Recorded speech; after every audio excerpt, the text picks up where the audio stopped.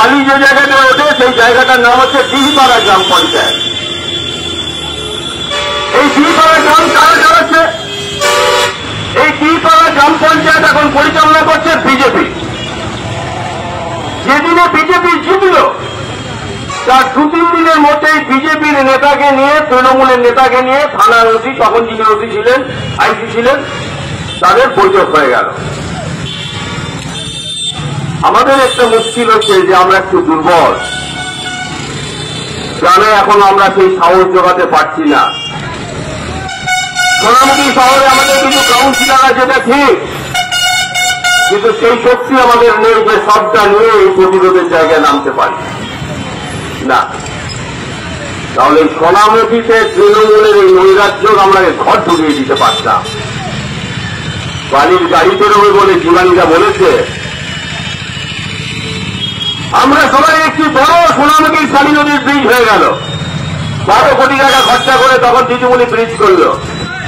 আমরা ভাবলাম এটা সোনামুখীর প্রতি তৃণমূলের বিরাট প্রেম, সেই জন্য সোনামুখীর জনগণকে একটা বালির ব্রিজ উপহার দিল, একটা বড় ব্রিজ উপহার দিল। এই ছোট ব্রিজে কোটি কোটি টাকার বালি পাচার হতো না। এই ব্রিজটা না বানাতে পারলে এই বালি পাচার হতো না। সেজন্য আজকে সোনামুখী শহরে এই ব্রিজ তৈরি করা হলো, শালী নদীর ব্রিজ তৈরি করা হলো। একটা অপরিকল্পিত উদ্যোগ নিয়ে পুরো সোনামুখীটাকে ভাঙা হলো।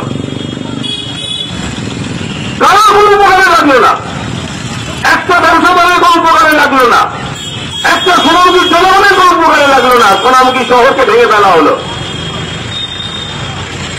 বালির গাড়ি যাতে স্মুথ চলতে পারে, তার থেকে তোলা আদায় যাতে অব্যাহত থাকতে পারে, সেজন্য সেই কাজ। হঠাৎ একদিন দেখলাম ফেসবুকে একটা চেয়ারম্যান পোস্ট করেছে, কি চেয়ারম্যান নাকি খুব সৎ, তার গায়ে নাকি বিজেপির একজন এমএলএ আছে সোনামুখীতে, সে নাকি একটা দুর্নীতির ছবি সাজিয়ে দেওয়ার চেষ্টা করছে, সেজন্য সে নাকি মানহানি মামলা করেছে বিষ্ণুপুরে, করবে নাকি। কিরকম চেয়ারম্যান সব, আর কি অভিযোগ বিজেপির এমএলএ?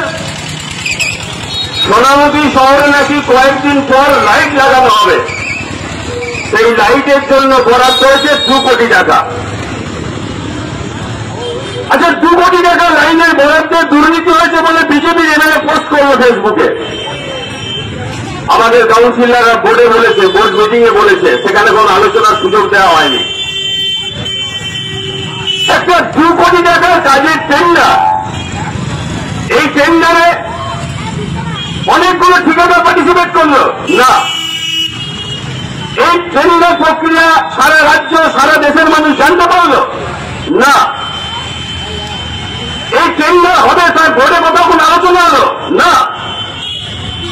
একটা মিউনিসিপ্যালিটিতে 2 কোটি টাকার কাজ হবে, কাউন্সিলরদের মতামত লিপিবদ্ধ হলো না। তো গোপনীয়তা কিসে?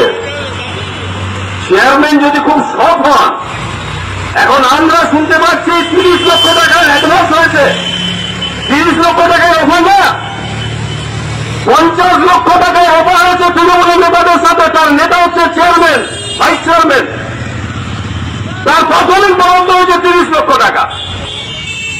2 কোটি টাকার লাইট লাগানোর কাজে বরাদ্দ হচ্ছে, আর সেখানে 50 লক্ষ টাকার কাটমানি পাচ্ছে chairman and company, Trinamool Congress. কি খুশির খবর, তাই না?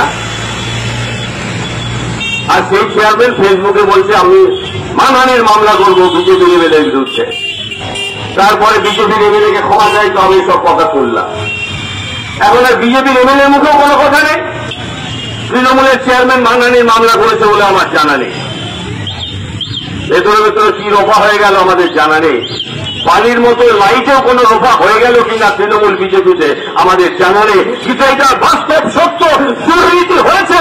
আর যদি না হয়ে থাকে তাহলে জনসমক্ষে প্রকাশ করা হোক সোনামুখী জনগণের কাছে কি পরিমাণ লাইটের টাকা বরাদ্দ হয়েছে, কোন কোন লাইট লাগানো হবে, সেই লাইটের দাম কি আছে, এই সমস্ত কিছু সোনামুখী জনগণকে জানানো হোক। তারপর বুঝবো কে কত কত বাপের বেটা, তারপর বুঝবো কে কত সৎ। এইটা আমাদের সোনামুখী জনগণ বুঝে নেবে। হিম্মত থাকলে সামনের দিনে সোনামুখী চেয়ারম্যান এই কাজ সংগঠিত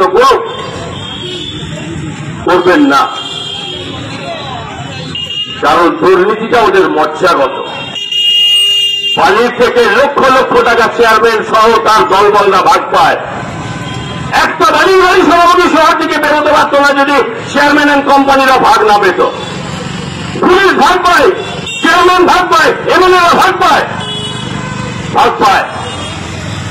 কিংবা পঞ্চায়েত ভাগ পায়। তাহলে গাড়ির চাকা আটকে যেত ডিপাড়ার মাটিতে, এই সোনামুখী শহরেও গাড়ি আসতো না। দুর্নীতি তো শুধু এই জায়গায় দাঁড়িয়ে, দুর্নীতি শুধু বালিতে আটকে আছে, দুর্নীতি শুধু পাতা খাবারে আটকে আছে। আমার আপনার প্রত্যেক দিনের স্বপ্ন দুর্নীতি হয়ে যাচ্ছে। কি চলছে পৌরসভাটা? কোন কাজ হচ্ছে সোনামুখী শহর জুড়ে? কোন রকম প্রকল্প হচ্ছে সোনামুখীতে? কোন রকম প্রকল্পের কাজ হচ্ছে সোনামুখীতে? 10 দিন মাদেরকে বোনেদেরকে লক্ষ্মী ভান্ডার দেখিয়ে চলবে, অর্থনীতি টিকবে? আমার আপনার বেঁচে থাকার জায়গাগুলো টিকে থাকবে? ওই কিছু মানুষ কোটি টাকা মালিক হবে, ছেলে দিয়ে দেবে, মেয়ে দিয়ে দেবে, ফুর্তি করবে, এদিক ওদিক ঘুরে বেড়াবে।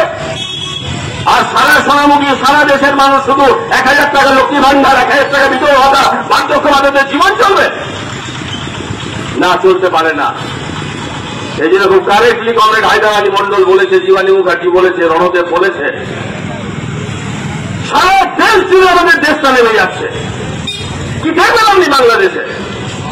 কি দেখবেন আপনি পাকিস্তানে? আমার দেশের মানুষ একটি ভয়ঙ্কর পরিণতির দিকে যাচ্ছে। সারা পৃথিবী জুড়ে গত 15 দিনে পৃথিবী বিখ্যাত